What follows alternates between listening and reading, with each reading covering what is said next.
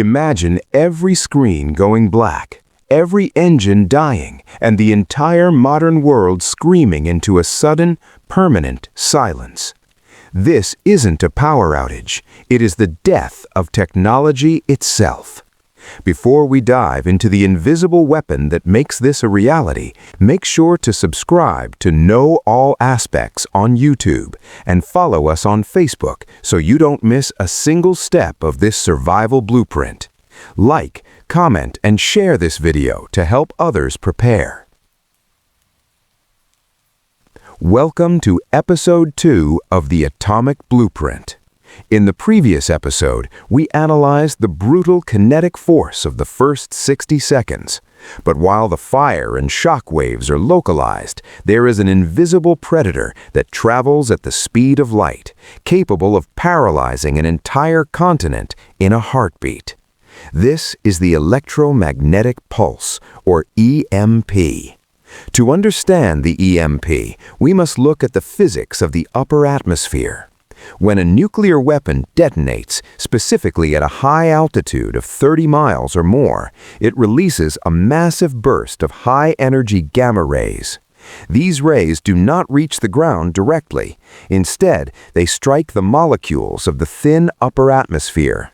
This collision triggers what physicists call the Compton effect. The gamma rays strip electrons away from the air molecules, accelerating them at incredible speeds. Because these electrons are negatively charged and moving through the Earth's magnetic field, they are forced into a spiraling motion, creating a massive transient electromagnetic field. This field is the EMP. It is not a wave of heat or pressure. It is a wave of pure electrical energy.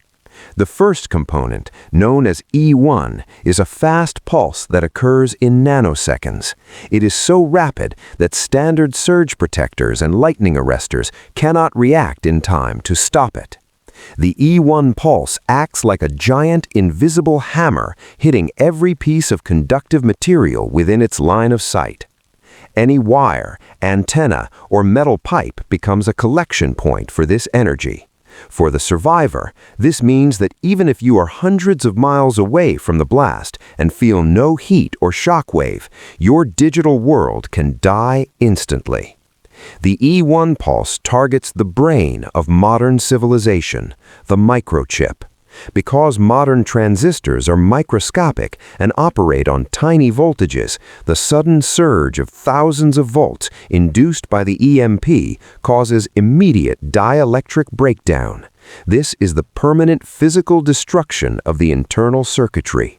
Your smartphone, your car's engine control unit, and the local hospital's life support systems are all vulnerable. Understanding the line-of-sight physics is crucial. A single high-altitude burst over the center of a country can generate an EMP field that covers thousands of square miles.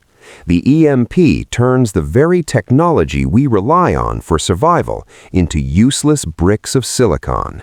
To survive the invisible pulse, we must first accept that the digital age can end in a nanosecond, leaving us in an analog world where only the prepared can navigate. While the fast E1 pulse destroys small electronics, the second and third components, E2 and E3, target the veins and arteries of our civilization, the power grid. In this section, we analyze the mechanical failure of the massive electrical infrastructure we take for granted. The E2 component is similar to lightning, which the grid is somewhat prepared for, but it arrives immediately after the E1 pulse has already disabled the protective systems. However, the most insidious threat is the E3 pulse, or the slow pulse. This component can last for minutes and is caused by the nuclear blast temporarily distorting the Earth's magnetic field. As the magnetic field wobbles back into place, it induces powerful low-frequency currents in very long conductors, such as high-voltage power lines and undersea cables. These are called geomagnetically induced currents, or GICs. The physics of the E3 pulse is identical to a massive solar storm, but it is focused and intentional. These currents flow directly into the massive EHV, or extra high voltage, transformers that form the backbone of the national grid. These transformers are not designed to handle DC-like surges. The current causes the magnetic cores to saturate, leading to extreme overheating and internal melting. A single EMP event can destroy hundreds of these transformers simultaneously. Because these are custom-built machines that weigh hundreds of tons and take years to manufacture, their loss is catastrophic. This is the grid blackout scenario. Without the grid, there's no water pumping, no sewage treatment, no refrigeration for food, and no fuel delivery. The pumps at your local gas station rely on electricity. The logistics software that tracks food shipments relies on microchips. The EMP creates a cascading failure where each system that fails makes it harder to repair the others. We must also discuss the antenna effect. Any long piece of metal, including the wiring inside your walls or the metal fence in your backyard, acts as an antenna that captures the EMP energy. This energy is then fed into whatever is connected to it. This is why unplugging is only a partial solution. The pulse is so powerful that it can arc across open switches or jump between wires through the air. The anatomy of the grid's destruction is a lesson in dependency. Our modern lives are built on a fragile web of invisible electrons. When the EMP shatters that web, the physics of survival shifts from the digital to the mechanical. You must prepare for a world where the lights do not come back on for months or even years. Understanding the grid's vulnerability is not about fear. It is the cold realization that your survival hardware must be independent of the wall socket. Every wire is a liability. Every transformer is a target. The age of electricity can vanish in a heartbeat. In a world where microchips have been fried by an invisible pulse, those who possess working electronics hold a massive advantage. This is where we move from the threat to the solution, the Faraday cage.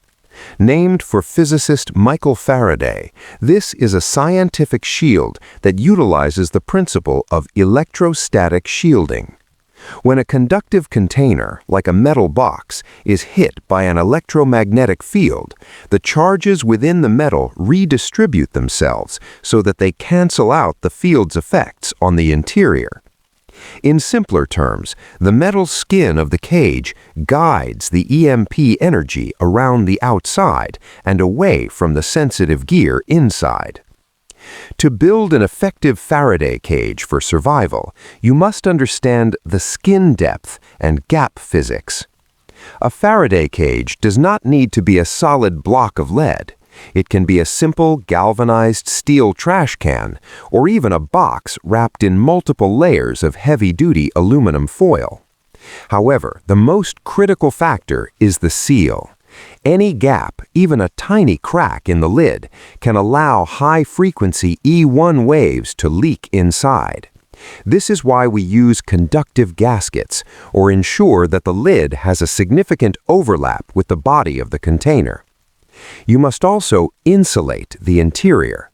If your electronics are touching the metal walls of the cage, the energy can transfer through conduction.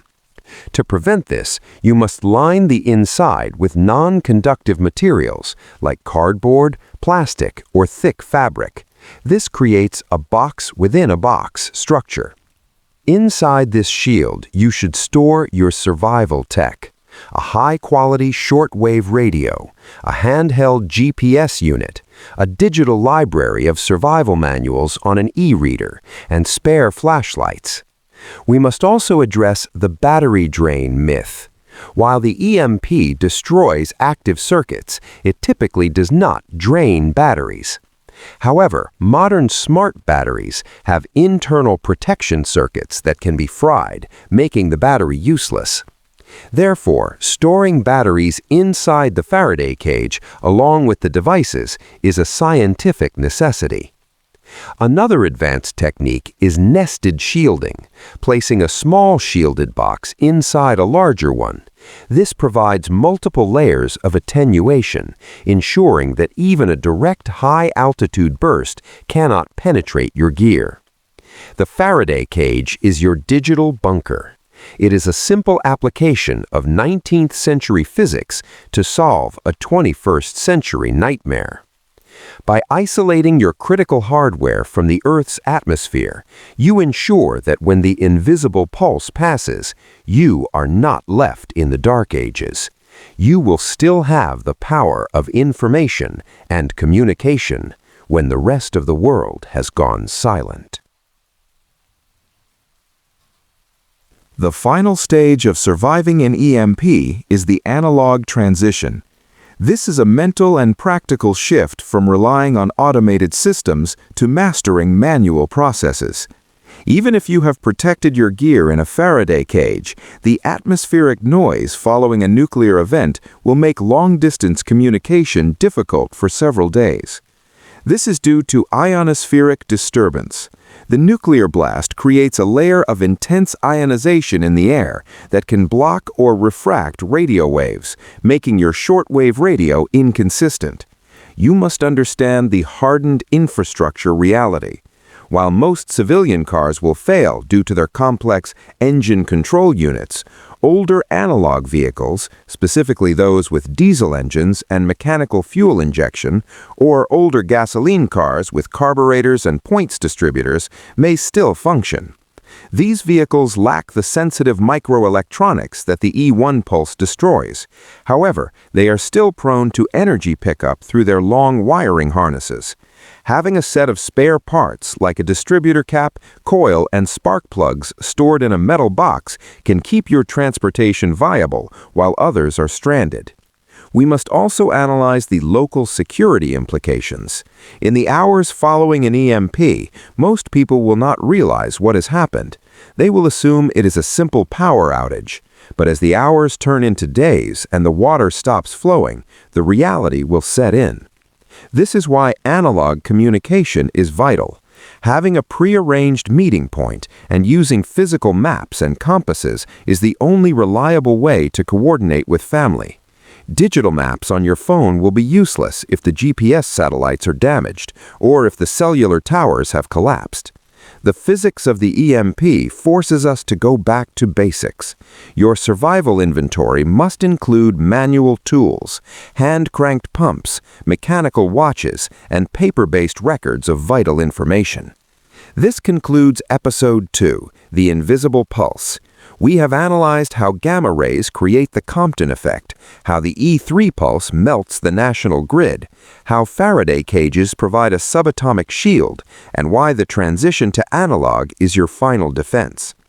The EMP is a silent thief, stealing the modern world in a microsecond. But for the prepared, it is merely a change in the rules of engagement. If you found this technical breakdown valuable, don't forget to like, comment, and share this video. Subscribe to Know All Aspects on YouTube and follow us on Facebook to build your complete blueprint for resilience. In Episode 3, we will move from the invisible pulse to the silent descent of the dust, the physics of fallout. Knowledge is your only armor. Stay grounded, stay vigilant.